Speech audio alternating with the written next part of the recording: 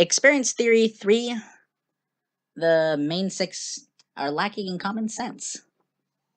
That seems like a bold claim for us, but they're lacking in specific common sense, and only when they're the main character of the episode. Oh, specific common sense? Well, I guess the one instance, actually, that I'm thinking of with Trixie, the main character for once isn't actually lacking in common sense. But the first thing is for sarcasm.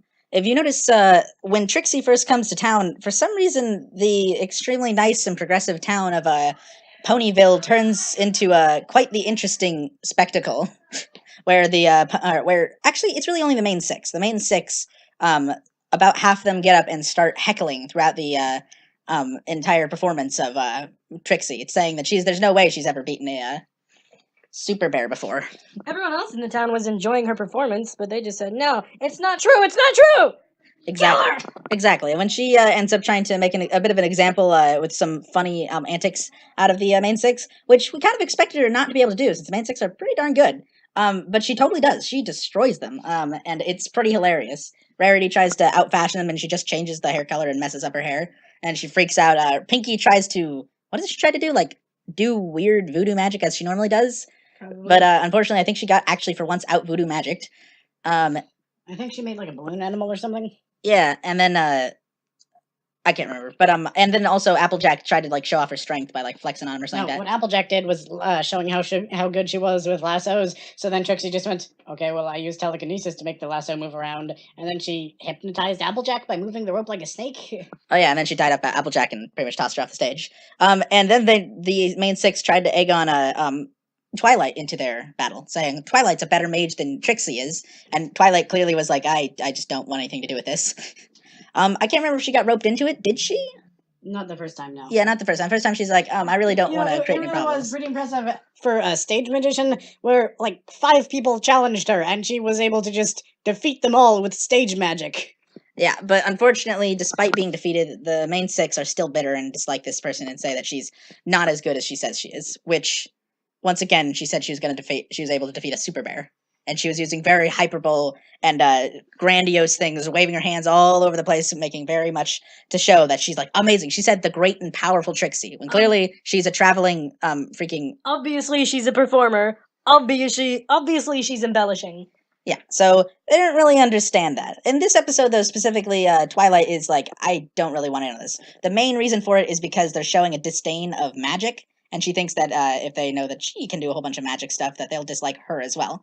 Although it seems also like she just kind of thinks, I don't really want to mess with, someone who's just doing their livelihood. Which, by the way, Trixie came in and did it for free. She literally didn't charge anyone in the crowd. She didn't go around with a hat and going, can anyone donate to me? I think this was probably a performance she was doing on her way to maybe Canterlot, where she would actually make the big bucks. Unfortunately, she never made it to Canterlot, because everything that she knows and ever had was destroyed, and then she could never perform anywhere else again. So, main 6, go, yay, woohoo. Yeah, we ruined her life, yay. That's really unfortunate, too, for Trixie, because, did we even see her again before she turns evil? I don't think so, no. When, on the episode where she turned evil, it said that her life was ruined by them, and she had to go work on a rock farm just to eat. Yeah, that's pretty unfortunate, considering we know that, she's a pretty good performer. Well, supposedly ponies can eat rocks, although I don't know if it's all ponies. It's likely not all. I think it's really just Pinky's family. Yeah, but they fed her... They specialize in rocks. I suppose so. Their families... I'm pretty sure Maud just took one of those glass crystals that was on Rarity's hat that had fallen into the muffin bin and went... If a different pony did that, they'd die from the glass shards. Yeah, but Spike can eat diamonds. Maybe he can eat rocks He's a dragon. He's supposed to be able to. Ponies are soft and fleshy. Well, anyways, Trixie, she clearly wasn't doing anything out of the ordinary. Only until later do we even realize that she was kind of a jerk. And it turns out that her stage personality was just kind of her personality to begin with. But still, it was pretty harsh to assume that her stage personality was all that she was, and she was promising these all to be true. Anyways, the main 6 end up pretty much being done with her and going, we can't really do anything and just leave it alone.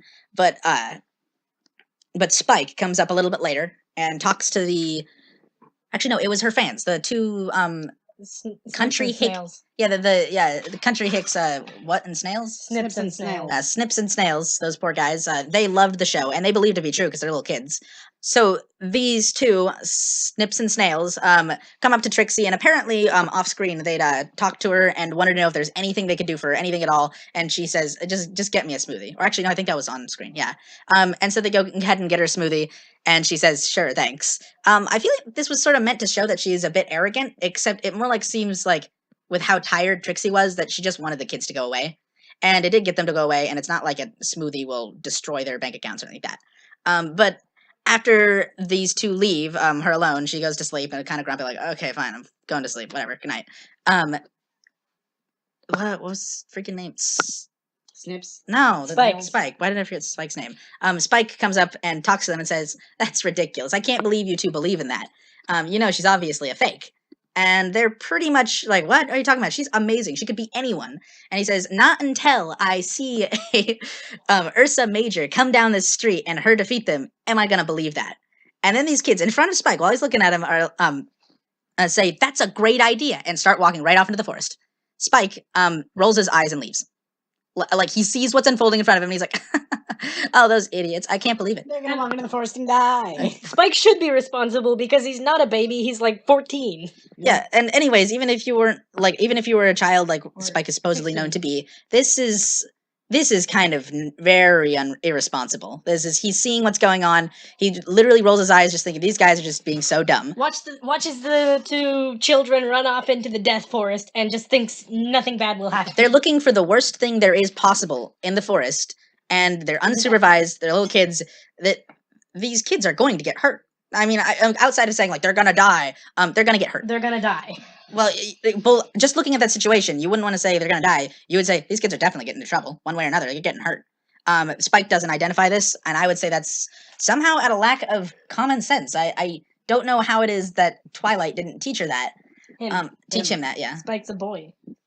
Yeah. Come on, Didn't they at one episode be like, you're different from all the other dragons, which are like the only males in the series and act like a bunch of doofy boys. And they're like, and that's better. Yeah, but they all act like boys. Even she was acting like a boy. Because she grew up around nothing but boys. No, that's because she grew up around the Death Dragon of Death. Yeah, that's true. Or maybe a fake. Yeah, he seemed kind of like he wasn't in charge of dragons, even though he's supposed to be the Dragon King. I think he's the Dragon King of the children. Yeah, separate theory. The Dragon Lord is only the Dragon Lord of the children. Yeah, the whole thing where he holds a competition to see who will be the next Dragon Lord. He's just babysitting, keeping them busy. And there is no Dragon Lord. And the idea for that is, I mean, there are no big dragons that show up. There are no like actual ancient strong dragons that show up. I think it's because they just either don't take it seriously or he doesn't invite them because, well, it's not meant for them actually. And that's the theory for that. But anyways, getting back to it, that's a separate thing. It's not going to have its own episode because that's a whole theory. Yeah. So anyways, the Ursa Major comes through town and wrecks the place. And Trixie, actually showing that she really wasn't a bad person. She tries her best to actually defeat the Ursa Major. Like when the kids say like, but you're amazing. Stop doing that. Freaking in the middle of me talking, you're putting pie on each other. These guys are like first world probleming it up. Stop putting pie on me. No. Stop putting cheese down my shirt. He kept squeezing pie and like wiping it on me. This is really stale, disgusting pie. It's amazing. The pumpkin pie has become a sponge. Yeah, it's store bought, so it wasn't gonna last in the first place, and now it's like sponge. Oh, gross! He's touching it. I'm still gonna eat it, but not. No, he is not gonna eat it. I'm making sure he won't eat it. That it's a different color now. It doesn't smell like anything. It's not moldy, and I think that's only because it can't mold. So that's terrifying. But no, this is geez, throwing me off. But yeah, Trixie actually in a great vow of showing how much character she actually has. When the kids say, "We brought it to you. You can defeat it, right?" She wants to live up to their expectations instead of be like, "This is insane. I'm getting out of here," and tries her best to defeat it. She actually does pretty all right. She does a little bit of a lightning spell, and I think held him back for like a half second. Like wrapped him up in ropes that he broke just a little bit later. Considering it's an unkillable super bear, that's pretty good. An almost unkillable super bear. It's just the baby version of it, but still, it's pretty strong. And Twilight comes around, and she ends up actually using a spell to lull it to sleep through actually a bit of property damage, I think. Quite a lot. Yeah. Destroyed the town's water supply. Who needs water? Except for a lot of people. But yeah, this is what ends up happening. And for some reason at this point, I think she just gets the idea that she's not welcome here. And Trixie just bugs out. She gets freaked out and bugs out. and unfortunately leaves her cart there, which I think gets destroyed. The Ursa Yeah, the stomps Ursa- on it, turns it to bits. I didn't think they did in that episode. I think it was No, mentioned later. Her definitely cart got completely destroyed. Yeah, Okay. the Ursa Minor destroyed it. Which had all her money and all her props and everything she ever owned. Yeah, I know for certain that she ends up just leaving the place in shame or in fear. I would say in fear of the fact that what's it called? Pretty much the town's super people just hate you. I mean, it didn't. I would think at that point for me, like, okay, I'm clearly getting no support here. I've somehow brought these bears in because these kids believed in me. It was Spike's fault, freaking Spike, and he never owns up for it, ever is punished for it. But she thinks it was her fault that the Ursa Major showed up, and she ends up just leaving for the hills and goes like, okay, I'm gonna make my new start in a new town or just get better at it. I guess I lose all my stuff, but it's nothing I haven't been able to do before. As it turns out, the connections of Ponytown or Ponyville and its main six main characters is vast, and they are heard. She's heard everywhere as a fraud, a phony, a terrible person, and she cannot get work anywhere. It's quite incredible, actually, and a very sad story that eventually drove her mad and to dark powers. Like, whoa. But anyways, I think everyone knew that. I think everyone was like, yeah, Trixie's clearly not necessarily a bad guy here. It's very obviously not the case. That's obviously not a crazy theory. But once again, the theory is that these ponies are rather lacking on common sense. It's kind of shown through, I think, their actions on certain cases. Whenever they're dealing with like a bad guy, like with Discord, when he ends up being released from his stone prison a second time, this time on purpose. He goes to live with Fluttershy, and Fluttershy pretty much has to put up with everything that he does. And in putting up with everything he does, he ends up turning the house upside down, floating in circles and off the ground by quite a distance. And the main six come in and are like, "Hey, you gotta stop this man." And he's like, "What? I was told to make myself comfortable. I'm getting comfortable." And they're like, "No, you're just trying to upset Fluttershy so she can't use her powers along with ours to put you back into stone." And he says, "Well, I never thought of that." And she just... No, you gotta get the tone. It's more like, oh, I never thought of that. Exactly. This guy, it's incredible. He's like quite literally like, he's like, what? Now, why would I do that? And then she says, because you're trying to make it so she can't use her powers to petrify you. And he says, oh, I never thought of that. She flies away to the rest of the group and says, he's lying, guys. Duh. I just burst out laughing. It was incredible. It was obviously a lot more for the audience, the younger audience that might not necessarily catch the sarcasm, which is very obvious, but still, maybe they don't know what sarcasm is. But holy criminy! And once again, this is just a theory kind of thing like that. So it at a certain point, we're watching a children's TV show, so it's understandable why they have these kind of things. But it happens so many times, and a number of episodes are based on it, like the Flim and Flam one. It's not that they can't understand sarcasm, it's that they don't understand like the actual power that they have, or rather they're just abusing it. Maybe the Flim and Flam episode, they come in with this revolutionary device that makes because they're having a problem with a shortage of apple cider, right? Yeah. Apple cider, yeah. And they only make it every once in a while, and it takes up their whole day, and they can never give it to enough people. There's never enough. There's always too many people.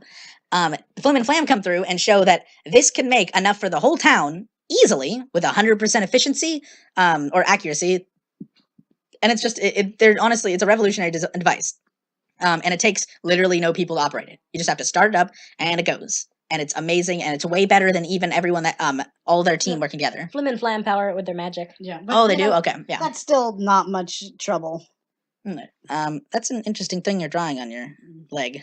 He's drawing a face very slowly. It's a pretty nicely designed face. I don't know why he's drawing a face on his leg. An eye and a nose and lips so far. It's like a connect the dots puzzle. I like it. Anyways, face aside, this Flim and Flam end up saying, "Hey, we would like to have your orchard to be able to produce this." And they're a little bit hesitant because obviously it's like, this is our livelihood. We can't just not do it. But I guess it would be a whole lot better to do it in a more efficient way. But still, they're hesitant. They're like, it's kind of weird to have just a machine doing it. And that's kind of always how it's been.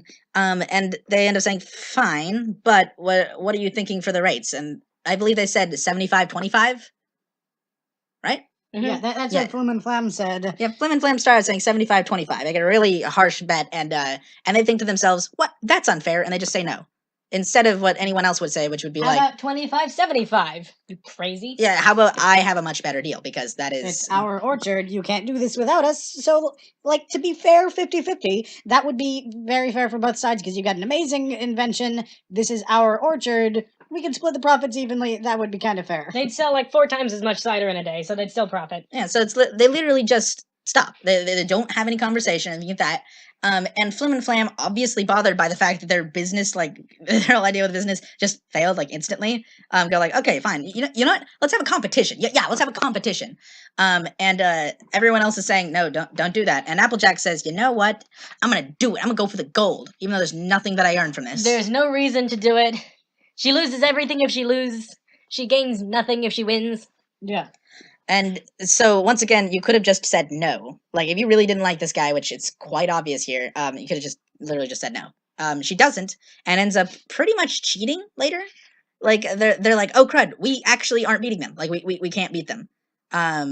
And then yeah, like we actually can't beat them. Crud, we're gonna lose. They're like way outproducing us. They're already way ahead. And then their friends come in and say, hey, we can help out, and we can we. They actually cheat because the deal was that the Apple family would be competing, but then all their friends come and say, and the Apple family says, okay, you're honorary family members.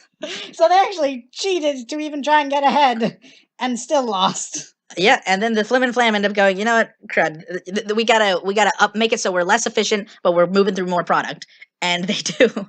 And they ended up beating them still by, like, I don't think it was a whole lot, but they ended up beating them. Well, but then their cider was filled with dirt and branches. Yeah, then their cider was filled with dirt and branches, and all of Ponyville, as you know, the normal people are very condemning of people, and they end up just saying, okay, no, we hate you. We're never gonna buy any of your stuff. This stuff is garbage. Look, it tastes and then word of dirt. Flim and Flam immediately spreads across the whole country, and Flim and Flam's business is destroyed. Yeah, the great thing actually about it is this time it's not that it's their business is destroyed. It's that they go to other orchards, and they find that actually, hold on a second, everyone has the Apple name. All of them are related to each other. Yeah, all the orchards. They have blackmailed Every us. Apple orchard is owned by the Apple family. They have blacklettered us, and we don't get any more apples. So their business failed, and the next time they see them, they're actually doing something illegal. They're actually selling snake oil. Well, no, they're selling placebo. Yeah, I know. I was saying that's not illegal. Well, I was saying snake oil because that's what it's false advertising. They're selling cures that don't work. Yeah, I'm calling snake oil because that's like what the original story is, where it's like it's actually just Snoil for short. No, no. But yeah, that's what ends up happening. So they've ruined 2 people through the fact that they can't. Their spokesman, their person, Applejack. She doesn't know how to do business, which is actually a number of times shown in the show. She's like, she knows how to do contracts and things like that, but when it comes to getting a good deal and things like that, she's kind of dumb about it. She gets like roped into doing things so many times, and she ends up going, well, I guess I'm doing it now. And that's unfortunate for her. This face is getting very creepy. It still looks really nice, but it's getting Is it going to be All Might? No. It is a woman. It's not what? That's a woman. Those are very smiley lips. And it's got eyelashes. Okay, take a picture of it. That's okay. That is 10 times. Seeing a picture for him is so much scarier. Yeah. Oh my goodness, it's like stylized and everything. It looks really good, but being on a thigh is just not okay. Okay, he's in shorts to say, by the way, not just nude, sitting in the nude. That's not what we do. Every time. If you're listening to this video, you can see a picture of what he's drawn right about now. Okay. All right then. And that honestly, there's not a whole lot more to the Flim and Flam story. They just end up being ruined from there. Much later on, they end up going, hey, actually, weren't they good business people? Flim and Flam only end up encountering one more time that they're ever used, like I said, and from there, before then, they're just totally ruined. They're just out of the show, and they're just bad guys now. Ba-da-ba-ba-da-ba. If you guys have an idea for a theory, okay. we don't care. Okay. So These are our theories. that was the theory, though. Only the main 6 seem to not have common sense in a lot of aspects. There's a number of things that we missed out on. Also, to whoever comments in the comments below, how dare you! I'll kill you! All right, this is terrible. Let's not put this up. Thanks for listening, listeners.